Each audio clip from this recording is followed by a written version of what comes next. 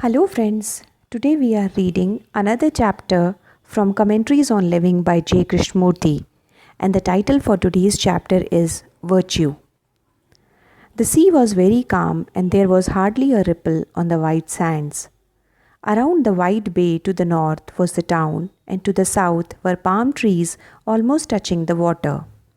Just visible beyond the bar were the first of the sharks, and beyond them the fishermen's boats, a few logs tied together with stout rope.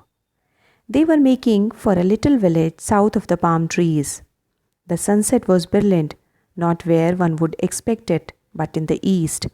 It was a counter sunset, and the clouds, massive and shapely, were lit with all the colors of the spectrum. It was really quite fantastic and almost painful to bear. The waters caught the brilliant colors and made a path of exquisite light to the horizon. There were a few fishermen walking back to their villages from the town, but the beach was almost deserted and silent. A single star was above the clouds. On our way back, a woman joined us and began to talk of serious things. She said she belonged to a certain society whose members meditated and cultivated the essential virtues.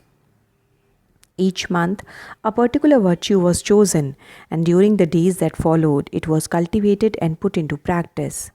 From her attitude and speech, it appeared that she was well grounded in self discipline and somewhat impatient with those who were not of her mood and purpose. Virtue is of the heart and not of the mind. When the mind cultivates virtue, it is cunning calculation. It is a self defense, a clever adjustment to environment. Self-perfection is the very denial of virtue. How can there be virtue if there is fear? Fear is of the mind and not of the heart. Fear hides itself under different forms: virtue, respectability, adjustment, service, and so on. Fear will always exist in the relationship and activities of the mind. The mind is not separate from its activities, but it separates itself, thus giving itself continuity and permanence. As a child practices the piano, so the mind cunningly practices virtue to make itself more permanent and dominant in meeting life, or to attain what it considers to be the highest. There must be vulnerability to meet life, and not the respectable wall of self-enclosing virtue. The highest cannot be attained. There is no path, no mathematically progressive growth to it.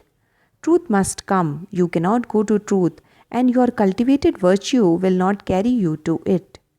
What you attain is not truth, but your own self-projected desire, and in truth alone is there happiness. The cunning adaptability of the mind in its own self-perpetuation sustains fear. It is this fear that must be deeply understood, not how to be virtuous. A petty mind may practice virtue, but it will still remain petty. Virtue is then an escape from its own pettiness, and the virtue it gathers will also be petty. If this pettiness is not understood, how can there be the experiencing of reality? How can a petty virtuous mind be open to the immeasurable?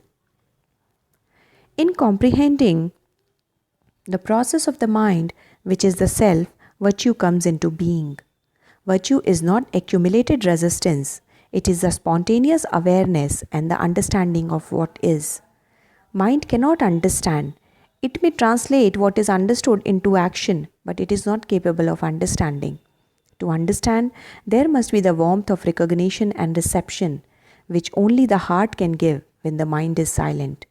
But the silence of the mind is not the result of cunning calculation. The desire for silence is the curse of achievement, with its endless conflicts and pains. The craving to be, negatively or positively, is the denial of virtue of the heart. Virtue is not conflict and achievement, prolonged practice and result, but a state of being which is not the outcome of self-projected desire. There is no being if there is a struggle to be. In the struggle to be, there is resistance and denial, mortification and renunciation. But the overcoming of these is not virtue. Virtue is the tranquility of freedom from the craving to be, and this tranquility is of the heart, not of the mind. Through practice, compulsion, resistance, the mind may make itself quiet, but such a discipline destroys virtue of the heart, without which there is no peace, no blessing. For virtue of the heart is understanding.